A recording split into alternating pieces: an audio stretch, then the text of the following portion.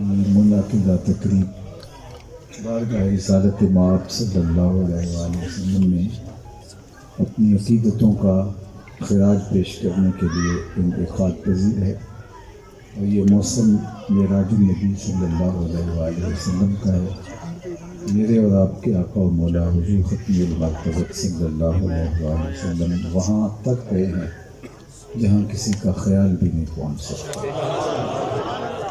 وہ عروج، وہ بانک پن آپ کا مقصود ہوا کہ جہاں کسی کا تصور اور کسی کا خیال اور کسی کی سوچیں بھی نہیں جا سکتی۔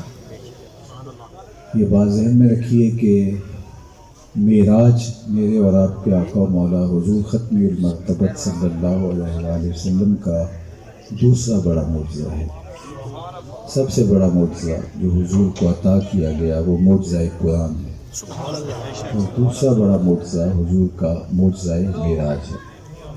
معجزہ ایسے خرق عادت عمل کو کہتے ہیں جو عقل انسانی کو عاجز کر دے اور جس کی نظیر لانا ممکن نہ ہو، اور ہر دور میں ہر دور کے پیغمبر کو، نبی کو جو معجزہ دیا گیا وہ اس دور کی مطابقت میں دیا گیا۔ یہ آپ انبیاء علیہ السلام کی تاریخ پڑھ لیں، آپ کو ایسا ہی ملے گا۔ مثال کے طور پر جب حضرت داؤد علیہ السلام تشریف لائے تو یہ آہن گری کا دور تھا، لوہے کو گرم کر کے نرم کیا جاتا، پھر اس کے ضرور زرہیں اور مختلف چیزیں بنائی جاتی۔ تو جب آہن گری کا فن عروج پہ تھا تو اس دور کے پیغمبر کو سب سے بڑا معجزہ یہ دیا گیا کہ وہ لوہے کو ہاتھ میں لیتے موم کی طرح نرم ہو جائے، پھر اس کو جس صورت میں شکل میں چاہتے ڈھال دیتے، کیونکہ دور آہن گری کا تھا اور جو معجزہ دیا گیا وہ اس مطابقت میں دیا گیا۔ جب حضرت موسیٰ علیہ السلام تشریف لائے تو یہ جادوگری کا زمانہ تھا، ایک سے بڑھ کر ایک جادوگر تھا، اور آپ کے معاوضے کے لیے بھی جادوگر ہی بلائے گئے تھے۔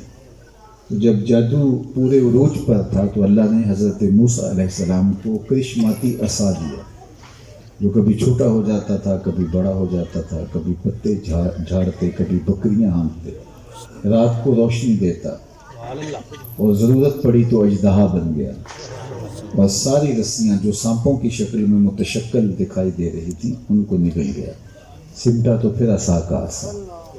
دور چونکہ جادوگری کا تھا تو معجزہ بھی کرشماتی عصا کی شکل میں عطا ہوا۔ حضرت عیسیٰ علیہ السلام کا زمانہ دیکھیے تو یہ طب یونانی کے عروج کا زمانہ ہے۔ بڑے بڑے اطباء یونان نے ہر مرض کی تدبیر، تشخیص، علاج، معالجہ دریافت کر دیا۔ 3 امراض کا ان سے علاج نہیں ہو سکا تھا۔ مادرزاد اندھے کی آنکھوں میں روشنی نہیں بھر سکتے تھے، کوڑی کے جسم کو شفا دینا ان کے لیے ممکن نہیں تھا، اور تیسرا ان کے پاس موت کا علاج نہیں تھا۔ اللہ نے حضرت عیسیٰ علیہ السلام کو ان تینوں چیزوں کا علاج دے کر بھیجا۔ وہ کوڑی کے جسم پہ ہاتھ پھیرتے شفا ہو جاتی، نابینا کی آنکھوں پہ انگلیاں رکھتے نور اتر آتا، مردے کو ٹھوکر مارتے وہ اٹھ کے باتیں کرنے لگ جاتا۔ جب حسن کا جادو گلی گلی بول رہا تھا اور ایک سے بڑھ کر ایک حسین، مہوش اور زہرہ جمال مصر کے کوچہ و بازار میں اپنے حسن کا جادو جگا رہا تھا، تو اللہ نے حضرت یوسف کو معجزہ حسن دے کے بھیجا۔ جب ان کے حسن کا چراغ جلا تو جنہیں ناز تھا وہ اپنی انگلیاں کاٹتے نظر آنے لگے۔ آپ ہر پیغمبر کی تاریخ پڑھ لیں اور اس دور کا اٹھان اور بانک پن دیکھ لیں، پھر حضور کے معجزات، اس دور کے پیغمبر کے معجزات کی تاریخ آپ پڑھیں، آپ کو ایسے نظر آئے گا۔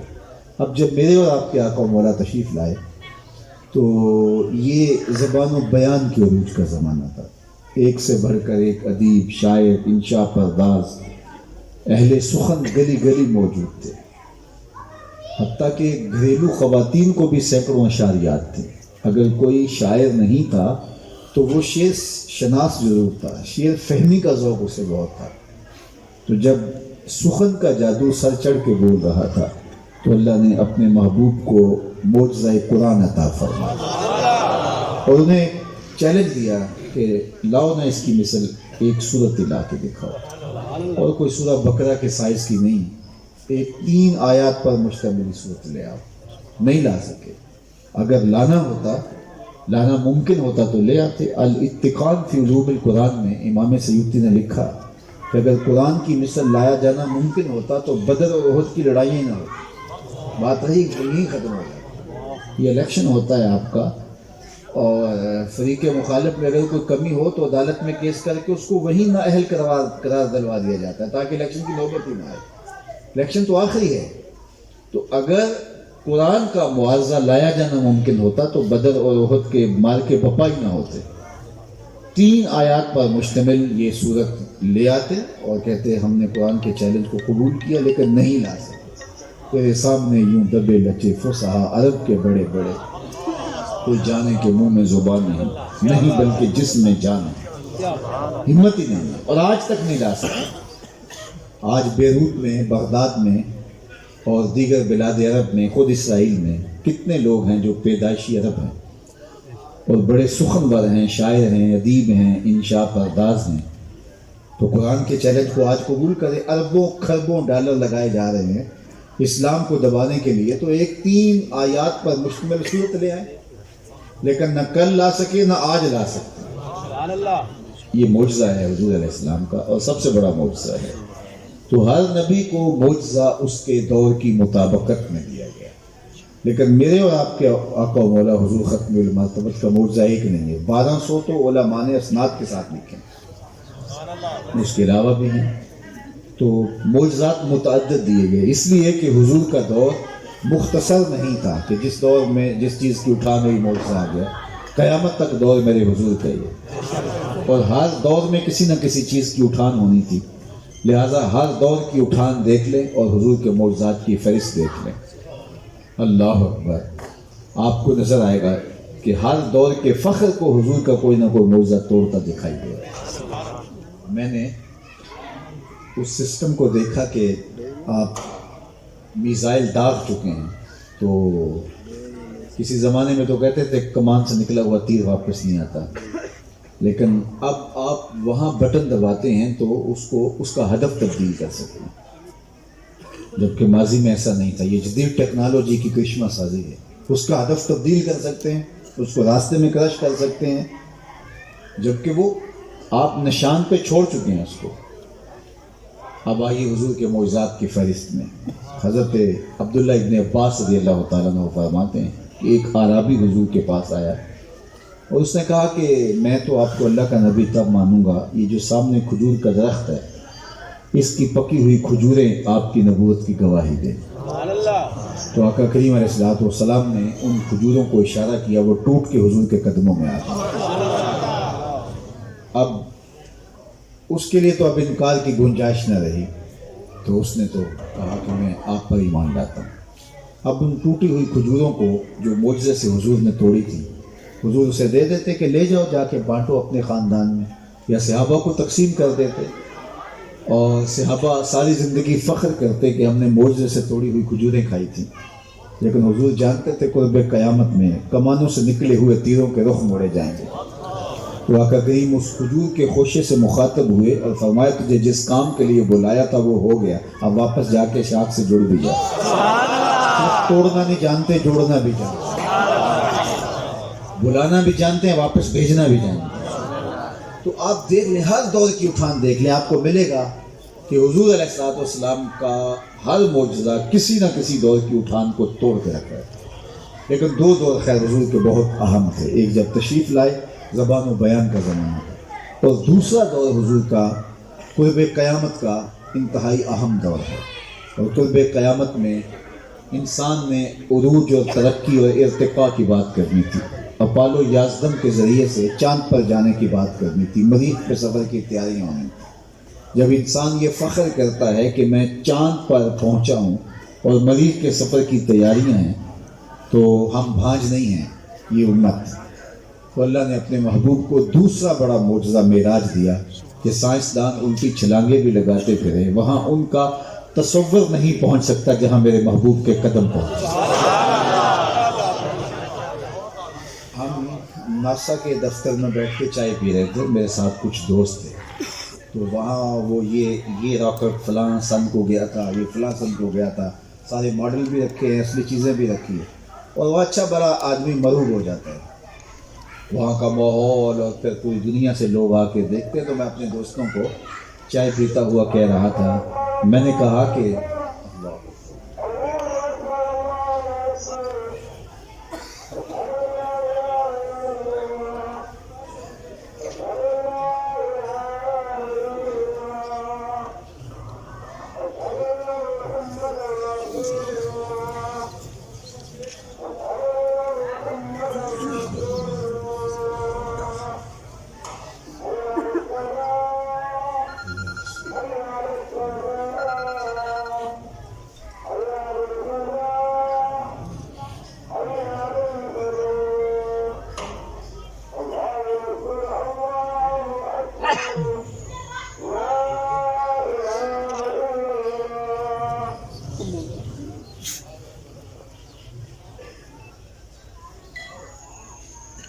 تو ہمیں کبھی بھی مرعوب ہونے کی ضرورت نہیں, اس لیے کہ دنیا اگر چاند پر پہنچی بھی ہے, ہمیں ناز ہے کہ چاند میرے حضور نے قدموں میں بلایا ہے.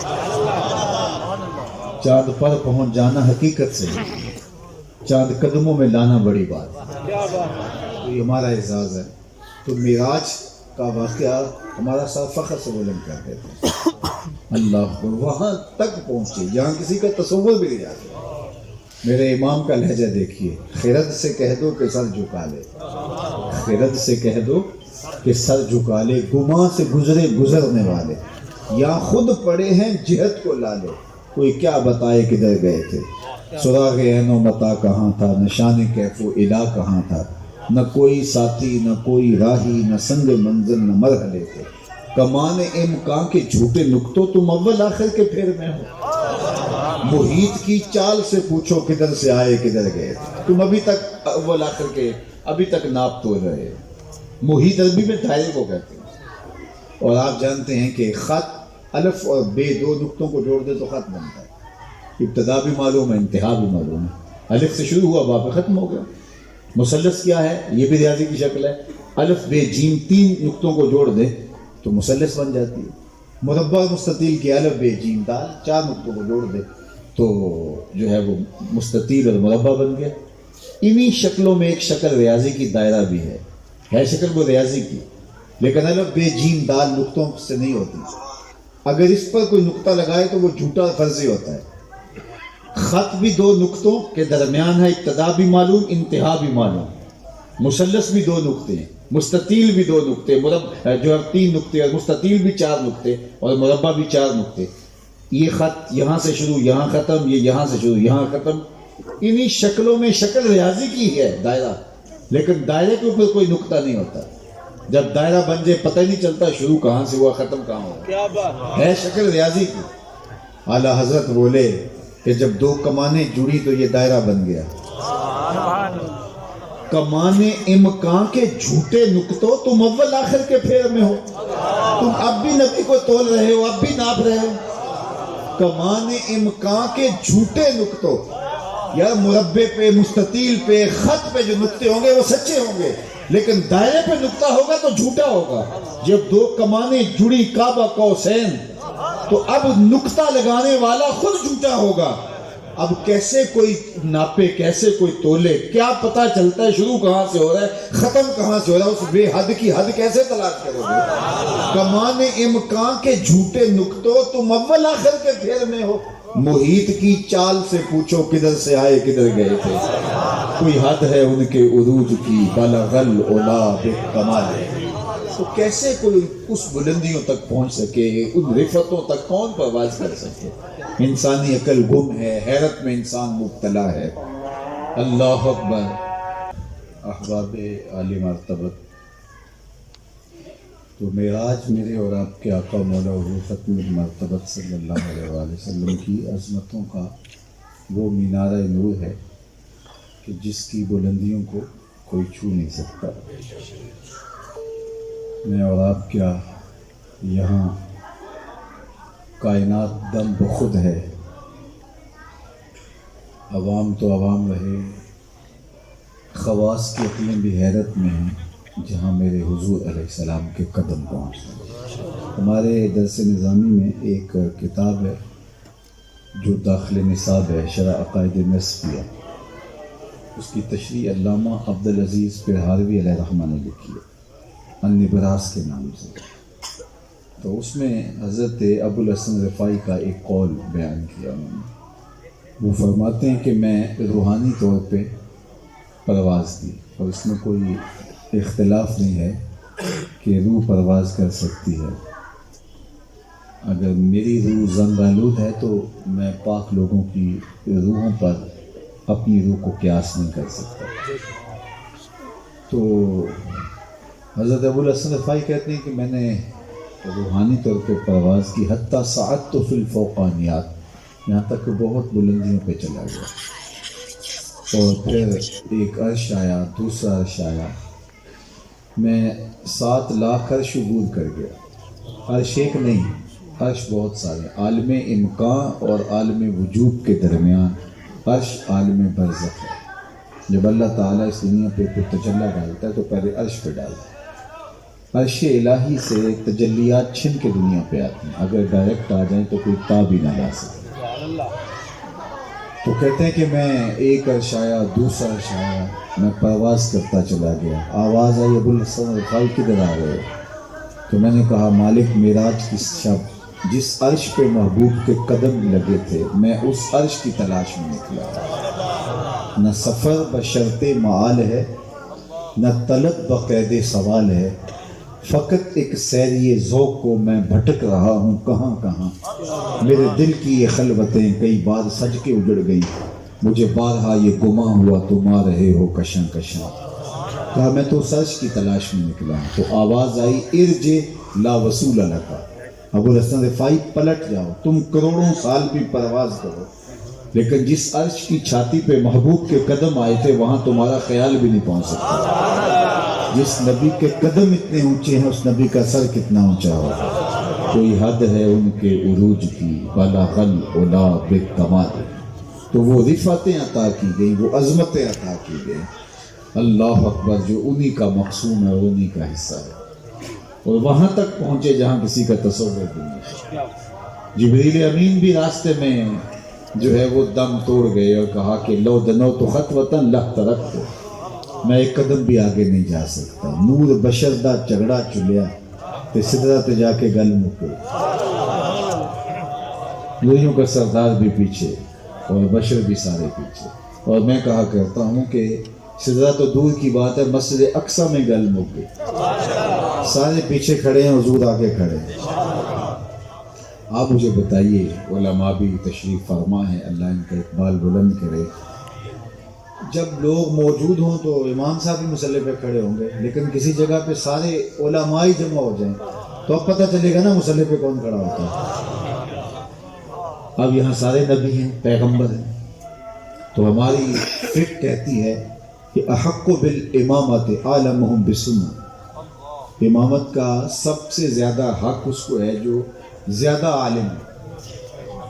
اب حضور علیہ السلام مصلی پہ کھڑے ہوتے ہیں اور سارے پیغمبر پیچھے کھڑے ہو کے اس بات کا اعلان کر رہے ہیں ہم عالم ہیں، تو یہ عالم ہے۔ اچھا اگر سارے عالم ہوں تو پھر مصلی پہ کھڑا کون ہوگا؟ ثم اقرأہم، جو زیادہ اچھا پڑھتا ہو، جس کی قرات بہت اچھی ہے، اس کا حق ہے کہ وہ مصلی پہ کھڑا ہو۔ اب جناب داؤد علیہ السلام بھی کھڑے ہیں، باقی پیغمبر بھی کھڑے ہیں، لیکن مصلی پہ کون کھڑا ہوا؟ حضرت ابو موسیٰ اشعری رضی اللہ تعالیٰ عنہ فرماتے ہیں ایک دن فجر کی نماز تھی، حضور تھے، سورہ والضحیٰ کی تلاوت تھی، ابھی تک نشہ ہی نہیں اترا، تو حضور مصلی پہ کھڑے ہوئے۔ اچھا اگر سارے قاری ہوں، سارے عالم ہوں، تو پھر کون کھڑا ہوگا؟ اورہم، جو ان میں زیادہ متقی ہے۔ تو سارے پیغمبر موجود ہیں لیکن مصلی پہ حضور کھڑے ہوتے ہیں۔ اچھا اگر سارے متقی ہیں، سارے عالم ہیں، تو پھر کون کھڑا ہوگا؟ تو کہا کہ ثم احسنہم وجہن، جو سونا ہوگا اس کو آگے کھڑا کرنا۔ اللہ اکبر۔ اب جناب یوسف بھی پیچھے کھڑے ہیں اور حضور آگے۔ اس بات کا اعلان ہے کہ جناب یوسف ہنسی ہیں تو حضور آسن ہیں۔ لکھاں آئے لوگ زمانے تے، محبوب خدا جا کوئی نہیں، لکھاں سونے بن بن بہندے نے، او دی خاک پا جا کوئی نہیں۔ اچھا اگر سارے ہنسی ہوں تو پھر کون؟ کہتے ہیں جس کی عمر زیادہ ہوگی اس کو آگے کھڑا کریں۔ اب جناب آدم علیہ السلام بھی موجود ہیں، حضرت سیدنا نوح علیہ السلام بھی موجود ہے، کوئی معترض نہیں ہوتا، وہ جانتے ہیں ابھی تو ہمارا خمیر گویا جا رہا تھا، ان کے سر پہ نبوت کا تاج بھی سجا ہوا، لہٰذا مسلح پہ کھڑا ہونا انکار۔ لیکن ایک بات میں آپ کو کہوں کہ مسلح کے لیے جنسیت کا شرف وہ بنیادی اہمیت رکھتا ہے، وہاں پہ کمپرومائز نہیں ہوگا۔ میں اس کی ایک مثال دیتا ہوں آپ کو، سادہ مثال۔ ماں افضل ہے یا بیٹا؟ آپ کہیں گے ماں۔ پھر ماں عالمہ بھی ہو، حافظہ بھی ہو، قاریہ بھی ہو، متقیہ بھی ہو، ساری خوبیاں سارے وصف ماں میں ہوں۔ اب نماز کا وقت ہو گیا، بیٹے موجود ہیں، ماں عمر میں زیادہ ہے، ماں علم میں بھی زیادہ ہے، زہد و تقویٰ میں بھی زیادہ ہے۔ تو اب نماز کا وقت ہو گیا، یہ طے ہوا چلو گھر میں جماعت کروا لیتے ہیں، تو کیا ماں کو مصلی پہ کھڑا کریں گے؟ کیوں؟ ماں افضل ہے، ماں شرف رکھتی ہے ہر اعتبار سے بیٹوں سے، لیکن بیٹا ہاتھ جوڑ کے کہے گا امی تیرے سارے شرف اپنی جگہ پہ، لیکن رجولیت کا جو شرف مجھے نصیب ہے وہ آپ کو نہیں ہے، لہٰذا مصلی پہ کھڑا ہونا میری مجبوری ہے۔ الرجال قوامون علی النساء، رجولیت نسوانیت سے افضل ہے۔ بات سمجھ آئی؟ یعنی عورت ہونے کے ناطے سے تو کتنی ایسی عورتیں ہیں کہ مرد ان کی گرد کو بھی نہیں چھو سکتے۔ سیدہ مریم کے بارے میں کہا، جب حضرت حنا نے کہا کہ یہ تو بیٹی پیدا ہوگی، کہا اس جیسے بیٹے بھی نہیں ہوتے۔ اللہ اکبر! کائنات کے مرد جمع ہو کے آ جائے گیا، کیا حضرت زہرا کے جوڑوں کا مقابلہ کر سکتے ہیں؟ تو بحثیت فرد نہیں ہے، بحثیت جنسیت کے۔ ماں بیٹے کہیں گے امی جان بطور جنس ہم افضل ہیں، یعنی رجولیت نسوانیت سے افضل ہے، یہ دوسرے لفظوں میں کہہ لے مردانہ پن زنانہ پن سے افضل ہے۔ اس جنسیت کے شرف کی وجہ سے ہماری مجبوری ہے، ہاتھ جوڑتے ہیں لیکن آگے ہم کھڑے ہوں گے، چونکہ جنس کا فضل یہ امامت کا استحقاق دیتا ہے۔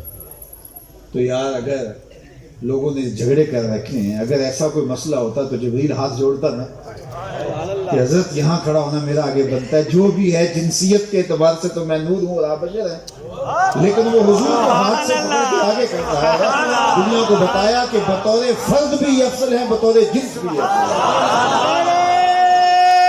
تکبیر، اللہ اکبر، رسالت یا رسول اللہ، تاکید ورق قرآن دے پھول سارے، ڈٹھے ورق قرآن دے پھول سارے، تیری شان جیا نہیں کوئی ہور ڈٹھا، تیری شان دا کرے مقابلہ جڑا انہوں عاشقاں اصلی چور ڈٹھا۔ کوئی نور آکھے کوئی بشر آکھے، پیندہ رات دنے اے ہو شور ڈٹھا، اللہ والیاں گل مکا دیتی تساں ہور ڈٹھا ساں ہور۔ تم نے حلیمہ کی بکریوں کے پیچھے پیچھے دیکھا ہے، سدرہ پر جبریل کے آگے آگے نہیں دیکھا۔ اقبال کہتا تو نے یوسف کو کنویں میں دیکھا تو کیا دیکھا، ارے ناداں جو مطلق تھا مقید کر دیا تم نے، تو ابھی تک کنویں میں دیکھ رہا ہے اور وہ مصر کے تخت کا شہنشاہ بھی بنا ہوگا۔ تو اللہ نے جو عظمت عطا کی ہے، یا سدرہ تو دور کی بات ہے، مسجد اقصی میں فیصلہ ہو گیا، اور میں کہتا ہوں مسجد اقصی بھی دور کی بات ہے، ام ہانی کے گھر ہی فیصلہ ہو گیا۔ بشر پہ چادر تان کے ستا، نور چمے پہ تلیاں، جس کی خاطر سجیاں ہوئی آنے عرش بری دیاں گلیاں۔ تو وہ رفتیں، وہ بلندیاں اور وہ عظمتیں، اللہ اکبر۔ معراج کا باب ہی ایسا ہے کہ حضور کی عظمتوں کے پرت کھلتے چلے جاتے ہیں، وہ شانیں دی، وہ رفعتیں دی، اور ان بلندیوں تک پہنچے جہاں کسی کا تصور اور کسی کا تخیل بھی نہیں پہنچ سکتا۔ اللہ اکبر۔ تو اللہ نے اپنے محبوب کو یہ دوسرا بڑا معجزہ معراج عطا کیا، اور ہمارے لیے اعزاز کہ ہم اس آقا کی امتی اور غلام کہ جو ان بلندیوں پر پہنچا، ان رفتوں سے مالا مال۔ اللہ اکبر۔ معراج حضور علیہ السلام کی شانوں اور حضور کی رفتوں کا وہ نقطہ نور ہے اور وہ نقطہ کمال ہے کہ عقل انسانی حیران ہے، اور لوگ کہتے ہیں کس طرح ممکن ہوا کہ اتنی سرعت سے گئے بھی اور پلٹ بھی آئے، اور ابھی زنجیر بھی ہل رہی تھی، بستر بھی گرم تھا۔ تو ہمارے استاد فرماتے تھے کہ اس کو میرے اللہ نے سیر کہا ہے، سفر نہیں کہا، اور سیر اور سفر میں فرق ہوتا ہے۔ سیر تمہل کے ساتھ کی جاتی ہے، رک رک کے ٹھہر ٹھہر کے نظارے پہ رک جاتے، کوئی کھلا ہوا پھول ہو تو اس کی لطافتوں سے لطف اندوز ہونے لگ جاتے ہیں، ٹھہر ٹھہر کے، رک رک کے، مچل مچل کے. اور جو سفر ہوتا ہے وہ ہدف پہ نگاہ ہوتی ہے اور بھاگتے چلے جاتے ہیں. اب اتنی سرعت سے گئے اور پلٹ بھی آئے، یہ سیر نہیں تھی، یہ سفر تھا. یہ سیر نہیں تھی، یہ سفر نہیں تھا، یہ سیر تھی. اور انسانی عقل اس پہ حیرت زدہ ہے کہ اتنی جلدی گئے کیسے اور آئے کیسے. یار تم تو میرے نبی کی سیر کو نہیں سمجھ پائے، اور اگر نبی سفر پہ آ جائے تو کون سمجھے گا. اور ہم کہتے ہیں جب بھیڑ بنے تو نبی کو پکارو، نبی مدد کے لیے آتا ہے. تو لوگ کہتے ہیں کیسے آتا ہے. یار جب کوئی مشکل میں پھنسا ہو تو پھر نبی سیر کرتا تو نہیں آتا، پھر تو سفر سے آتا ہے. تو جس کی سیر سمجھ میں نہیں آ رہی، تمہاری سمجھ میں اس کا سفر کیا آئے گا. سبحان الذی یسری بعبدہ، آگے فرمایا عبد. تو یہاں بھی علماء نے بہت گفتگو کی ہے کہ یہاں عبد کا لفظ کیوں استعمال کیا. اور بھی لفظ استعمال کیے جا سکتے تھے، لیکن یہاں عبد کا لفظ استعمال کیوں کیا. ویسے حضرت امام خشیری نے یہاں اسرا پر 3 چیزیں بیان کی ہیں. میں صرف ایک بات آپ کے سامنے رکھوں گا. وہ فرماتے ہیں کہ ولما جاء موسیٰ لمیقاتنا، جب حضرت موسیٰ علیہ السلام آئے تو وہ ایک متعین جگہ پہ آئے، طے شدہ جگہ تھی، طے شدہ وقت تھا، اور وہ خود چل کے آئے. جب موسیٰ علیہ السلام ہماری طے شدہ جگہ پر متعین وقت پر خود چل کے آئے، اور ادھر کیا فرمایا، اسرا بعبدہ، اس نے سیر کرائی. تو آپ فرماتے ہیں کہ ھذا متحمل و ھذا محمول، کہا ایک خود چل کے آتا ہے اور ایک اٹھا کے اور عزت و اکرام سے لے جایا جاتا ہے. تو کہا اہل نظر سے یہ چیز پوشیدہ نہیں ہے. اور پھر فرمایا ھذا مرید و ھذا مراد، یہ مرید تھا اور یہ مراد تھی. اللہ اکبر. تو یہ اللہ جل شانہ نے حضرت موسیٰ علیہ السلام کو کہا کہ تم میرا دیدار کرنے کی خواہش رکھتے ہو. حالانکہ انہوں نے کہا کہ مالک میں تیرے سے کلام کرنا چاہتا ہوں. تو کلام کے شوق میں کوہ طور پہ گئے اور خود چل کے گئے اور متعین وقت پہ گئے. اور علماء نے لکھا، علماء تفسیر نے کہا کہ 12 میل تک سحاب نور چھا گیا، حتیٰ کہ کوئی پرندہ بھی اس علاقے میں موجود نہ رہا. تجلیات کا ایسا ہجوم تھا اور ایسی ہیبت الہیہ چھا گئی کہ جانور بھی وہاں سے ہٹ گئے، حتیٰ کہ جو کرامن کاتبین اور فرشتے ہوتے ہیں حضرت موسیٰ علیہ السلام سے، وہ بھی پیچھے ہٹ گئے. ایسی خلوت ہو کہ صرف جبریل امین موجود تھے جو حضرت موسیٰ کے ساتھ کھڑے تھے، لیکن سنائی انہیں بھی نہیں دے رہا تھا، سن حضرت موسیٰ ہی رہے. ان تجلیات کے ہجوم میں اللہ کا کلام سنا. تو کلام کی لطافتوں سے جب سرشار ہوئے تو کہا رب ارنی انظر الیک، مالک میں تجھے دیکھنا چاہتا ہوں. شوق دیدار پیدا ہو گیا. جس کے کلام میں اتنی لذت ہے، دیدار کا مزہ کیا ہوگا. تو کہا کہ مالک میں تجھے دیکھنا چاہتا ہوں. اللہ اکبر. جواب کیا آیا، لن ترانی، تم نہیں دیکھ سکتے. علماء سے پوچھئے حرف ناصب جب مضارع پہ داخل ہوتا ہے تو مستقبل کی ابدی نفی کرتا ہے. فَإِن لَمْ تَفْعَلُوا وَلَن تَفْعَلُوا، تم اگر نہیں قرآن کی مثل لا سکے تو کبھی بھی نہیں لا سکے. تو یہاں حضرت موسیٰ کو جواب کیا دیا حرف ناصب کے ساتھ، لن ترانی، اے موسیٰ تم مجھے کبھی بھی نہیں دیکھ سکو گے. جبکہ جنت میں تو دیکھیں گے، اس دن چہرے اللہ کے دیدار سے تر و تازہ ہوں گے. حضرت موسیٰ علیہ السلام تو پیغمبر ہیں، ہاں مومنین بھی دیکھیں گے. تو پھر اس کا کیا جواب ہوگا؟ حرف ناصب سے نفی کی گئی ہے، لن ترانی، تم مجھے کبھی بھی نہیں دیکھ پاؤ گے. تو اس کا جواب اہل ذوق کی نظر کوئی عبارت مقدر ماننا پڑے گی، یہاں کوئی چیز مستتر ماننا پڑے گی. مسئلہ اس کے بغیر حل ہوتا دکھائی نہیں دیتا. اور وہ عبارت یہ ہوگی، لن ترانی یا موسیٰ حتی یرانی محمد صلی اللہ علیہ وسلم، اے موسیٰ اتنی دیر تک تم مجھے نہیں دیکھ سکتے جب تک محمد عربی کی آنکھیں نہیں دیکھ. گویا میرے جلوہ حسن کا افتتاح نگاہ مصطفیٰ کرے گی، پہلے وہ دیکھیں گے پھر کوئی اور دیکھیں. تو کہا تم نہیں دیکھ سکتے. علامہ سعد الدین تفتزانی نے شرح عقائد میں اس موقع پہ لکھا کہ اللہ نے یہ نہیں کہا کہ جو ہے وہ میں دکھ نہیں سکتا، کہا تم نہیں دیکھ سکتے. تو یہاں رویت کہ امکان کی نفی نہیں ہے.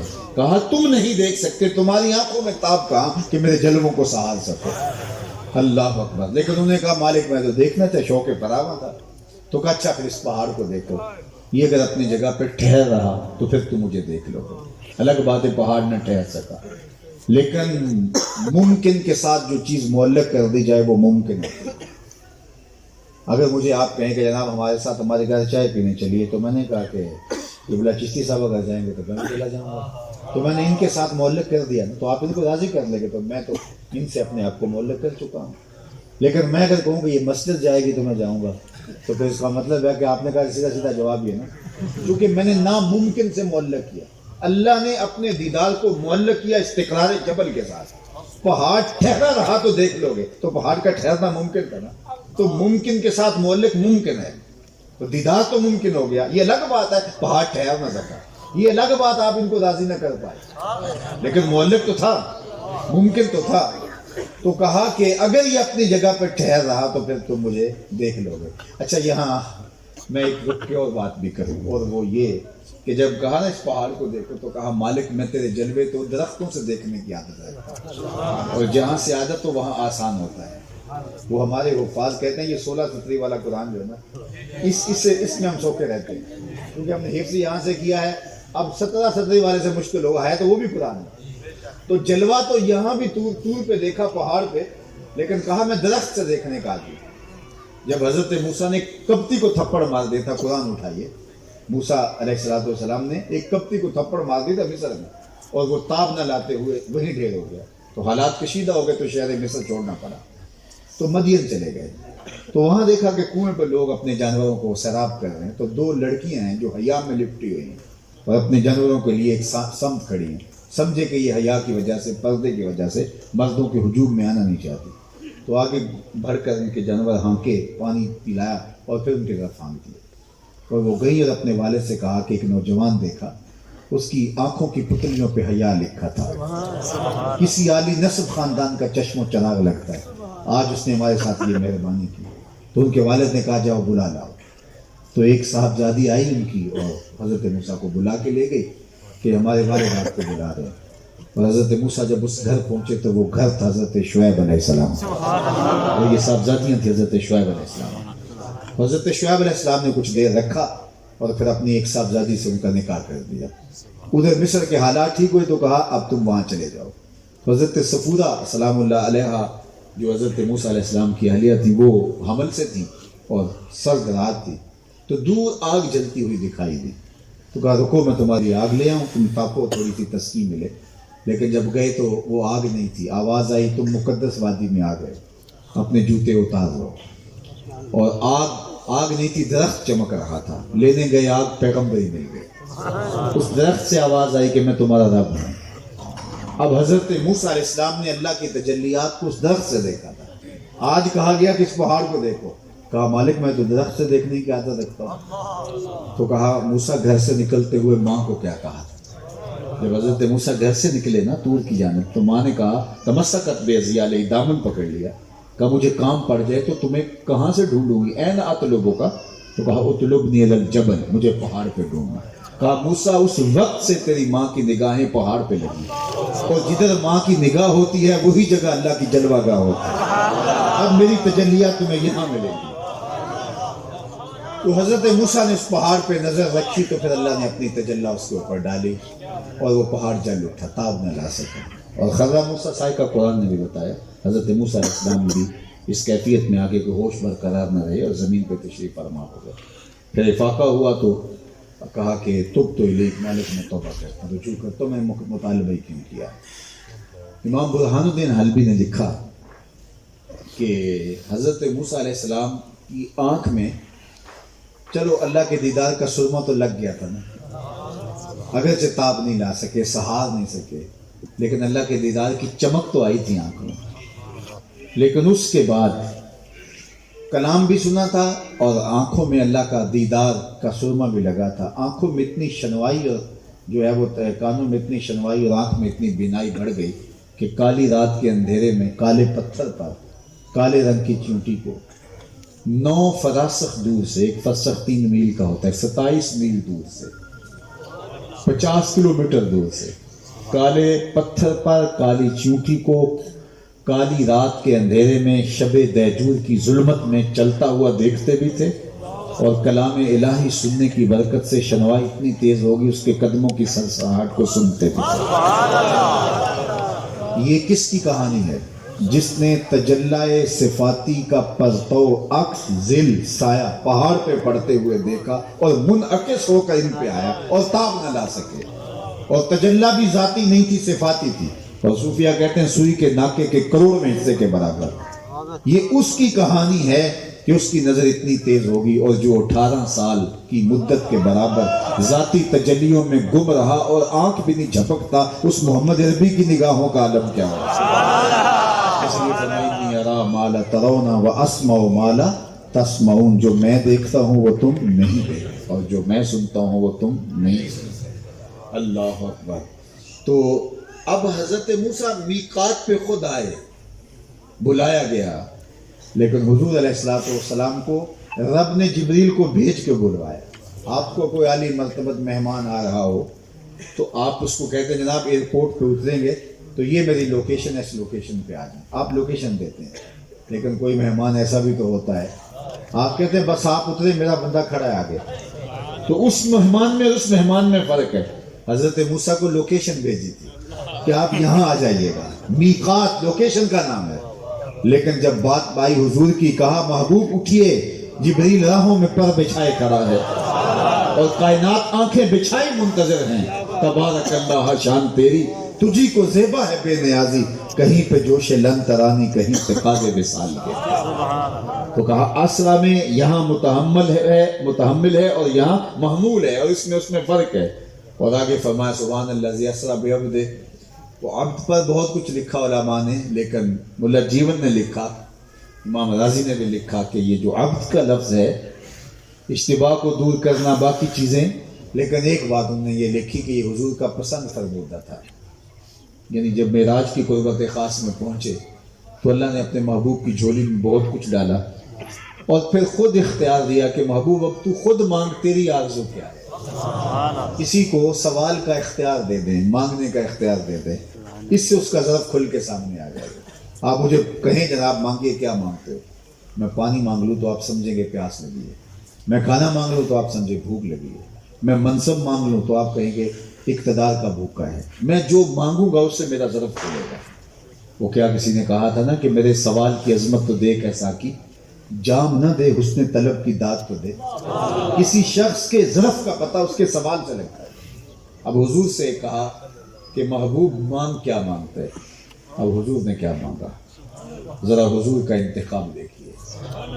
جب کہا کہ محبوب طلب کیجئے تو آقا کریم نے اللہ کی بارگاہ میں عرض کی بنسبتی الیک شرفنی بالعبودیہ، اے اللہ ساری زندگی میں نے کہا رکوع میں، قیام میں، سجدوں میں، طائف کے بازاروں اور مکے کی گلیوں میں نے کہا کہ تو میرا رب ہے، آج تو بھی کہہ دے تو میرا بندہ ہے، مجھے عبد کہہ کے پکار دے۔ اس لیے جب بھی حکایت معراج کی گئی تو کہا سبحان الذی اسری بعبدہ فاوحی الی عبدہ ما اوحی۔ عبد تعبیر کیا یہ حضور کا پسند فرمودہ ہے۔ اور پھر عبدیت کے عملی ظہور کے لیے 50 نمازوں کا تحفہ دے دیا تاکہ اس کا حصہ امت کو بھی ملے، کیونکہ سب سے بڑھ کر مرتبہ عبدیت کا حالت سجدہ میں نصیب ہوتا ہے، اور نماز کا یہ رکن اعظم ہے۔ اور 50 نمازیں دی گئیں، اور وہ آپ نے جانا کہ حضرت موسیٰ علیہ السلام نے کہا کہ یہ 50 نہیں پڑھ سکیں گے، میں امت کا تجربہ رکھتا ہوں، اور ایک بار نہیں 9 بار جانا ہوا اور 5 رہ گئی۔ انہوں نے کہا ایک بار اور جائیے، کہا رب سے حیا آتی ہے۔ اللہ اکبر۔ اب معراج کا تحفہ خاص جو اس نقطہ کمال کا فیضان تھا وہ نماز کی شکل میں ہمیں نصیب ہوا۔ اب میں اور آپ دیکھیں کہ حضور کے معراج کا یہ تحفہ، اس کی قدردانی ہمارے دل میں کہاں تک ہے۔ حضرت امام شافعی، امام مالک تو کہتے ہیں کہ بے نمازی کو قتل کر دیا جائے، لیکن حضرت امام اعظم امام ابو حنیفہ فرماتے ہیں نہیں، قتل نہیں کیا جائے گا، اس کو قید کیا جائے گا۔ اور شیخ سعدی فرماتے ہیں بے نمازی کو قرض نہ دو، جو رب کا قرض ادا نہیں کرتا تمہارا قرض کیسے ادا کرے۔ اور حضرت سلطان باہو علیہ رحمہ فرماتے ہیں اس سے خنزیر بھی پناہ مانگتا ہے بے نمازی، اس سے بڑا بدبخت کوئی نہیں ہو سکتا جس کو نماز کی توفیق سارا دن سویر سے لے کر شام تک کس کس کے آگے خوش آمدیں کرتا پھرتا ہے، ایک اللہ کے حضور میں جھکا جاتا ہے۔ ایک سجدہ جسے تو گران سمجھتا ہے 1000 سجدے سے آدمی کو دیتا ہے نجات۔ میرے بزرگوں سے کسی نے کہا کہ حضرت میں نماز پڑھنا تو چاہتا ہوں لیکن آنکھ نہیں کھلتی، جاگ نہیں آتی۔ تو فرمانے لگے اگر ارادہ پکا ہو تو نیند نہیں آتی۔ کہتے ہو جاگ نہیں آتی، میں کہتا ہوں نیند نہیں آتی، عزم مصمم ہو کے میں نے پڑھنا ہے۔ تو یہ شوق نماز کا حضور علیہ السلام کے معراج کا تحفہ ہے۔ حضرت بلال کو جب حضور اذان کے لیے کہتے تو کیا لفظ بولتے؟ ارحنا یا بلال، بلال اٹھو اذان دو، ہمارے سینے کو راحت پہنچا۔ یہ حضور کے لیے باعث راحت ہے، حضور کے لیے قرار جاں ہے، تسکین قلب ہے۔ تو معراج کے اس تحفے کو جو ہے وہ اپنی زندگی میں یوں اتار لو کہ کبھی زندگی کے اندر نماز سے کوتاہی نہ ہونے پائے۔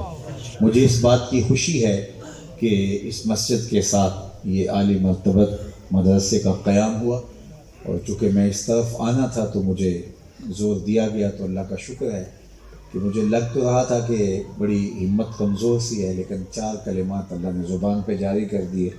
میں دعا کروں گا کہ اللہ تعالیٰ اس درس گاہ علمی کو آنے والے دور میں اس علاقے کی ضروریات کا کفیل بنائے، اور یہاں ہدایت کا سرچشمہ اور نور کا منبع بنائے، اور اللہ مجھے اور آپ کو اپنی خاص پناہ امان اور حفاظتوں کا حصار دے۔